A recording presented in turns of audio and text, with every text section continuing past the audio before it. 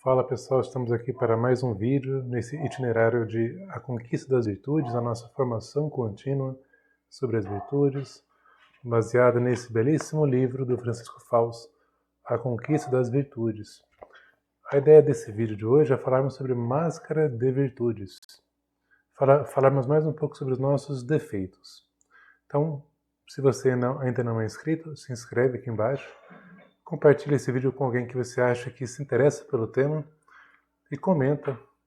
Aqui vai ser bem legal depois conversar com você a respeito sobre esse tema, que é um tema que eu amo. Muito bem, iniciemos então falando das máscaras de virtudes. Sempre quando a gente pensa em máscara, a gente talvez venha alguns heróis ou venha até nós aquele estereótipo do ladrão que usa uma máscara, mas de certa forma a máscara ela está, como fala, com um sentido assim muito, com aquela conotação, né, com aquele não possui um único sentido, mas que possui ali um sentido que se liga muito mais àquilo que é falso, né, aquilo que tem muito a ver com encobrir. Por isso, máscara de virtudes. Quando a gente fala então de defeitos, nosso autor aqui ele comenta: é desagradável como entrar em um túnel, mas é necessário para podermos sair depois ao ar livre das virtudes. Então nós conhecemos os nossos defeitos, esse desconforto muito grande, essa certa decepção consigo mesmo, essa certa frustração consigo mesmo. A gente pode pensar que isso é inerente a nós. Se a gente quer melhorar, a gente vai ter, hora ou outra, que enfrentar esse desconforto desse túnel, mas depois sair nesse ar livre, nesse ar puro, que é a conquista das virtudes, né? No começo desse livro, no começo desses vídeos, nós vimos como que a conquista das virtudes se compara a um jardim limpo, a um jardim cultivado. Você vê ali que tem algumas pessoas que passam e cuidam dali, não é?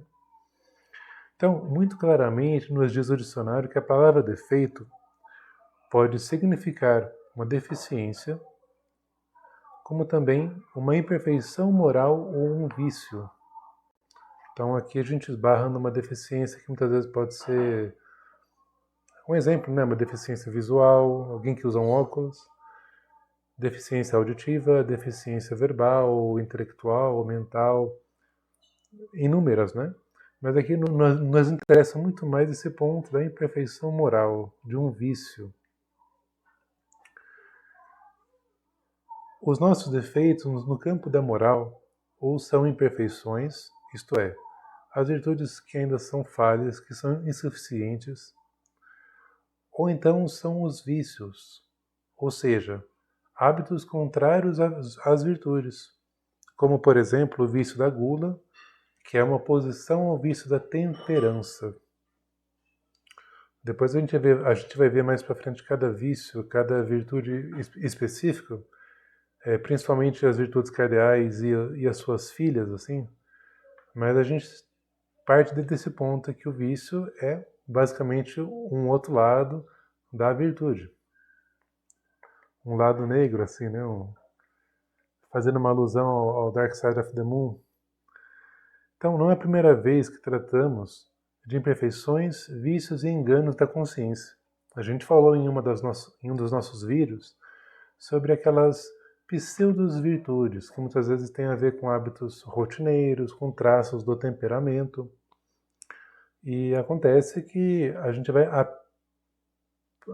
vai ainda mais adentrar nesse ponto. Perceber a urgente necessidade que todos nós temos de nos livrarmos de enganos, de altos enganos que nos paralisam. Cada falso juízo sobre as nossas qualidades morais e as nossas responsabilidades é como uma rede ou uma teia de aranha que nos envolve e nos imobiliza. E muitas vezes nós mesmos nos imobilizamos nessa autoilusão, né? Que a gente acha que tem algumas virtudes ou não tem. Enfim, a gente se paralisa. Então, quais são as nossas máscaras que a gente pode se deparar no nosso itinerário? Nós temos virtudes, mentiras, aliás, virtudes mentira, mentiras diabólicas e a virtude indefinida. Começando com as virtudes mentiras, nós temos, como a gente já falou das virtudes que nos faltam, mencionamos que o amor próprio sempre nos apresenta argumentos para nos convencer de que os defeitos que todo mundo vê em nós são enganos deles. Padre Paulo Ricardo, naquele livro Um Olhar que Cura, ele fala a respeito da filáusia. Se eu não me engano, é esse o termo que ele usa, filáusia, quando ele trata sobre o amor próprio desordenado. É muito interessante. Então, aqui nesse ponto você vê uma certa soberba que é cega. Então, as pessoas falam, você é vaidoso, você é preguiçoso, você é guloso. E a gente, com um certo espanto, com uma certa mistura de ceticismo, de dúvida, de soberba, a gente fala, eu, vaidoso, eu, guloso, eu, preguiçoso. Então, de certa forma, a gente tem uma negação nesse ponto. Né? Então, isso que é a máscara das virtudes mentira. O que agora queremos dizer, então, com as máscaras é bem mais sério do que isso. Muito pior do que a falsa inocência. Eu não tenho pecados. É dar o nome de virtude a um defeito importante ou a um pecado grave. Eu vou repetir. Muito pior do que a falsa inocência, aquela pessoa que fala, eu não tenho pecados, é dar o nome de virtude a um defeito importante, a um pecado grave. Perceba que é uma consciência totalmente desvirtuada mesmo, desordenada, que não coincide, que foge com a reta razão, com a verdade. Então, não se trata apenas de negar os pecados que cometemos, mas de ufanar-nos dele, colocando-lhe por cima a etiqueta, a máscara de virtude. Ou seja, a gente vai ter aqui um relativismo moral. Olha só, eu chamo de certo aquilo que é errado, e em consequência eu posso também chamar aquilo que é errado de certo. Vamos pensar em alguns exemplos concretos, tá? A pessoa, ela é rude, ela é autoritária e grosseira. Isso a gente costuma ver e é muito interessante. A pessoa se gaba disso, ela toma isso como uma posse, ela fala, eu sou a pessoa mais sincera do mundo. Eu sou sincera. De um lado é bom. Né? É claro que a forma como ela apresenta a verdade, daí já é outro ponto. Né? O como, o método. Então, ela é rude, ela é autoritária, é grosseira. Pera lá, ela não está demonstrando a verdade, ela está mostrando todas as paixões delas e muitas imaturidades estão indo juntas, né? A falta de caridade, por exemplo, né? Nesses dias, eu respondi a um stories, aliás, um story, que falava disso, né? Até que ponto é oportuno falar ou calar? Quando a gente consegue manter a caridade e a verdade, claro que nem sempre é perfeita, mas se a gente se esforça para isso, a gente consegue muita coisa. Outro ponto. Aquele pai não se atreve a corrigir costumes perniciosos dos filhos, para que não o chamem de autoritário e careta. Deixa que os filhos se arrebentem e ainda por cima se vangloria. Sou muito amante da liberdade. Olha isso. A gente percebe que há um pai que tem um medo, tem uma insegurança de exercer a autoridade, a liderança que lhe é devida pela lei natural, pelo seu papel de pai daquele que é o mais velho, que tem mais experiência, que tem mais sabedoria. Porque talvez seu filho o chame de ditador, que fale que não lhe ame mais. É claro que isso custa muito para o pai. Tem até uma colega nossa, uma amiga aqui da igreja que eu frequento, que ela falou um dia desse no stories dela. Os pais têm que obedecer os filhos, né? É claro que não, né? Eles precisam desse não, mas isso é assunto para uma outra história. Outro exemplo. Sou muito humilde. Orgulha-se o outro. Não tenho ambições. Na realidade, deveria confessar que é um preguiçoso acomodado, que não se esforça por melhorar e cumprir até o fim os seus deveres. Olha isso. Então a pessoa que ela se acha muito humilde, ela está sendo preguiçosa, ela não está sendo humilde, porque humildade, se a gente pega ali a frase de Santa Teresa d'Ávila, a humildade é a verdade. Né? Eu tenho os meus deveres eles têm um fim, eu preciso concretizá-los, eu preciso aperfeiçoá-los. Né? Como a gente viu aqui, quem não está disposto a se aperfeiçoar está se condenando. Né? Seja em seus deveres, em seus deveres de Estado, etc., no trabalho. Um último exemplo. Sou muito responsável no trabalho, não tenho tempo para nada. Olha só o famoso workaholic. Tradução. Aos olhos de Deus, você é um egoísta, que se desculpa com a quantidade de trabalho bastante elástica para não ter tempo que gastar com a família nem colaborar com obras de serviço social, apostólicas ou de caridade.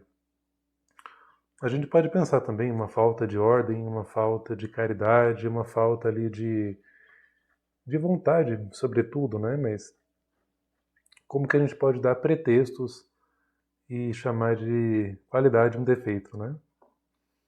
Um segundo ponto, então, que a gente pode ver nessas máscaras são as mentiras diabólicas. Né? E por diabólicas a gente já pensa em algo que seja mais pejorativo, que seja algo que, enfim, a mentalidade moderna do homem acredita que isso não existe mais, né? Mas o fato é que a mentira ela tem uma fonte, todos nós sabemos, né? Então nós temos que a mentira ela cega o homem, a mentira ela falseia o homem e ela é encantadora para o homem porque ela se apresenta como um bem, ela é bem embalada muitas vezes, né? Então isso chama a atenção do homem, né? Você pega, por exemplo, o homem em si mesmo, né? Que é muito muito levado pelo sentido da visão, né? Aquilo que ele vê, ele lhe apetece, ele chama a atenção, de forma que ele não consegue se desviar tão facilmente se ele não tiver ali uma mortificação. E como a gente viu, não há virtudes sem mortificações. Então aqui é um aspecto mais teológico, mas a gente sabe que o mal entrou no mundo por uma mentira do demônio, basicamente.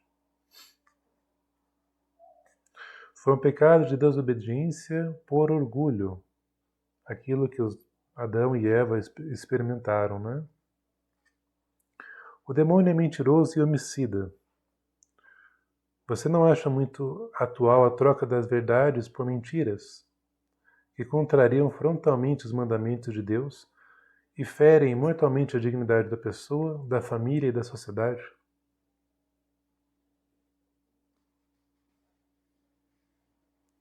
Então aqui, por exemplo, nós temos alguns pontos que valem a pena a gente mencionar sem pudor, sem vergonha, mas caminhando na verdade, né? Então, por exemplo, alguns que o adultério ou a fornicação, que muitas vezes recebe o nome de namoro, né?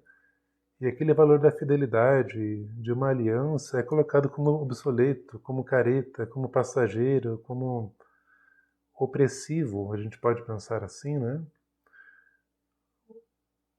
O aborto, matar crianças inocentes, né, como um verdadeiro assassinato, acaba sendo aí um direito da mulher sobre o seu próprio corpo.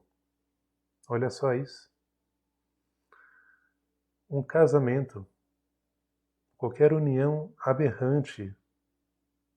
Aqui até o Francisco Fausto ele fala de que no país da Europa alguém casou legalmente com uma mula. Gente, o que é isso? o que é isso.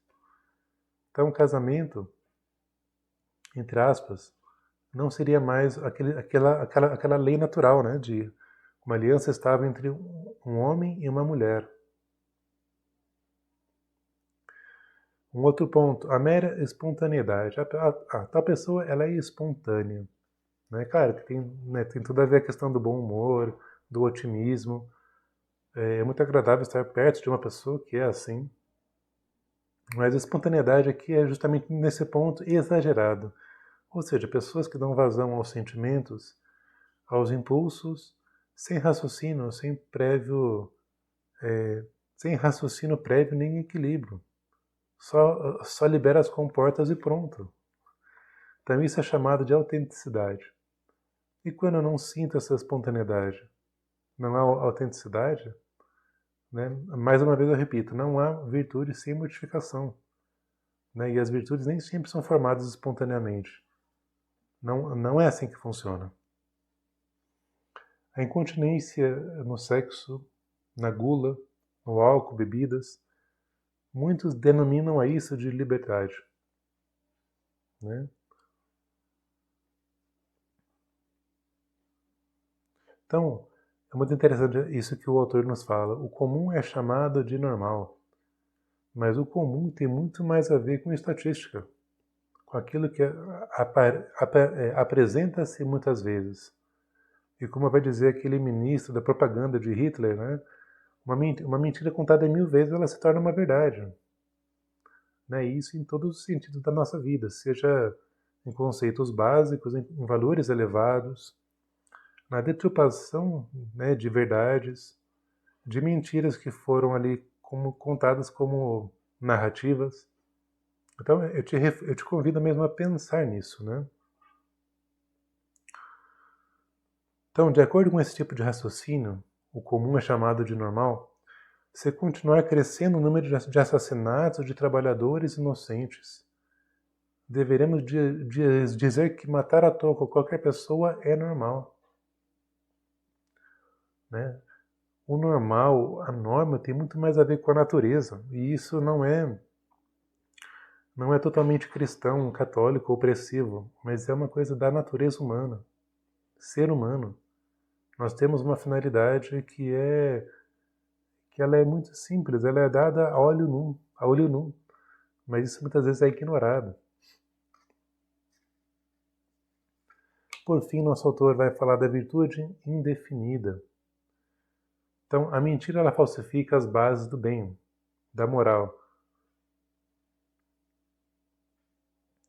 que Santo Agostinho chamava a vida boa, ou seja, guiada pela bondade objetiva que distingue claramente o bem do mal.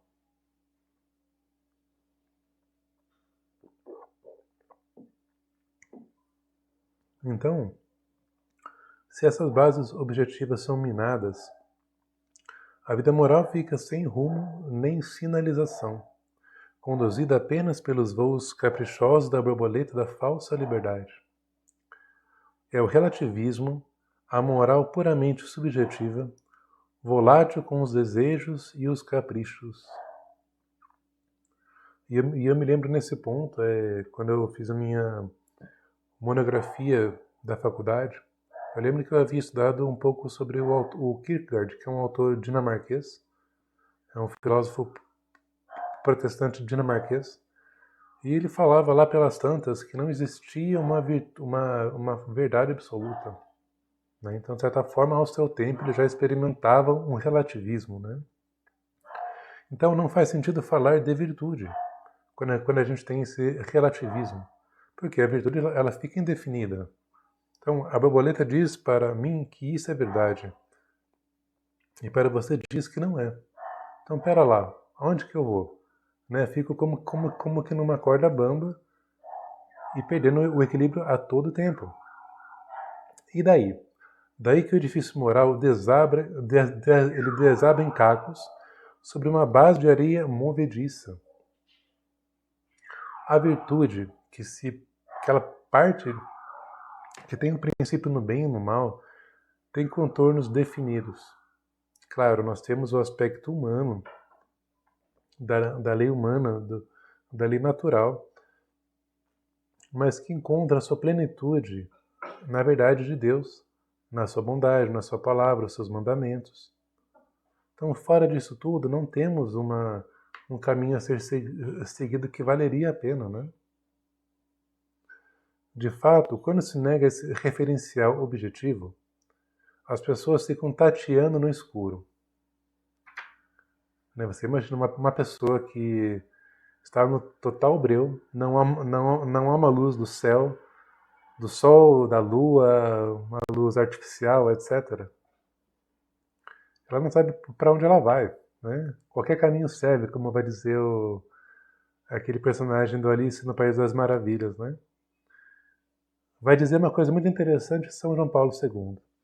Se a promoção do próprio eu é vista em termos de autonomia absoluta, a vida individual e social aventura-se pelas areias movediças de um relativismo total. Então tudo é convencional, tudo é negociável, inclusive o primeiro dos direitos fundamentais, o da vida. Olha que fortes as palavras de São João Paulo II quando fala que tudo acaba sendo convencional. Se é conveniente a mim, beleza.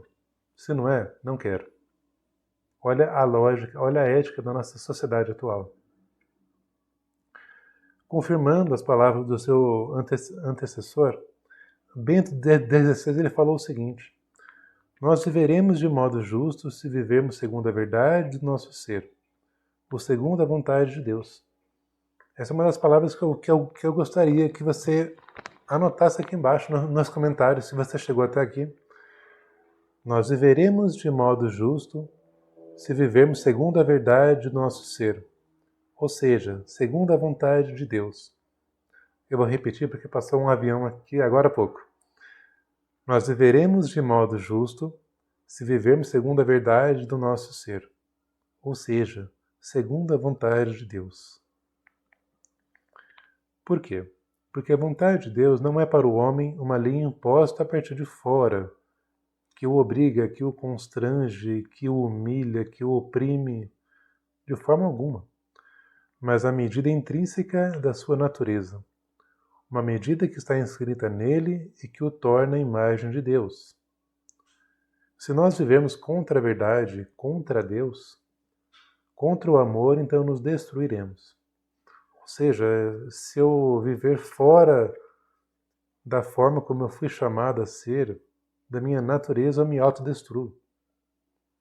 Então, mais uma vez, eu não estou falando aqui para ninguém se converter, para ninguém ser católico. Não tô. Se você não é católico, está tudo certo. Mas aqui eu estou falando de uma questão da natureza humana, né, que filósofos pagãos experimentaram, afirmaram, e são verdades perpétuas. Né? Parece aí como se diz, quando eu repito palavras, um pleonasmo, né? Verdades eternas, né? E realmente é isso, né? Por fim, a gente pode pensar que essas máscaras, como eu falei, né? Elas mentem, elas são mortíferas. Então, só um coração sincero, aberto para Deus, que é aberto, que se abre os olhos mesmo, né? Para a filosofia, para essa antropologia, esse entendimento do homem verdadeiro, é que você tem os olhos abertos, né? Então, o propósito desse canal, desse vídeo, é justamente fazer com que você abra os olhos, né? Que eu te forneça informação e você pare e pense, olha, há um outro entendimento da psique humana, da pessoa humana, uma forma muito mais elevada, muito mais digna, né? Por fim, eu termino com as palavras do Francisco Fausto.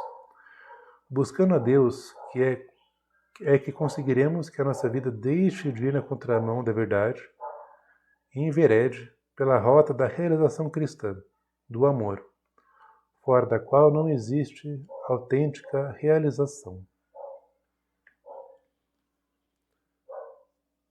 Muito bem, meus caros. Então, o propósito desse vídeo foi justamente falarmos desses pontos, dessas falsas virtudes, não somente falsas virtudes, mas as máscaras das virtudes. A virtude indefinida,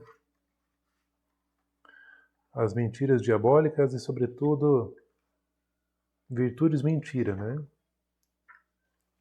Então, nós vimos que há uma verdade sobre o ser humano que precisa ser propagada, vivida, proclamada em todos os cantos. De certa forma, eu estou tentando fazer um trabalho nesse sentido. Bom, se você gostou desse vídeo, peço que você curta, que você comente, que você compartilhe para quem você acha que pode gostar. E se você ainda não se inscreveu, se inscreve aqui embaixo. Eu também vou deixar mais conteúdo sobre temperamento, sobre maturidade. Você pode conhecer mais coisas do canal, pode também acessar meu Instagram. E ficamos por aqui hoje, viu? Até a próxima.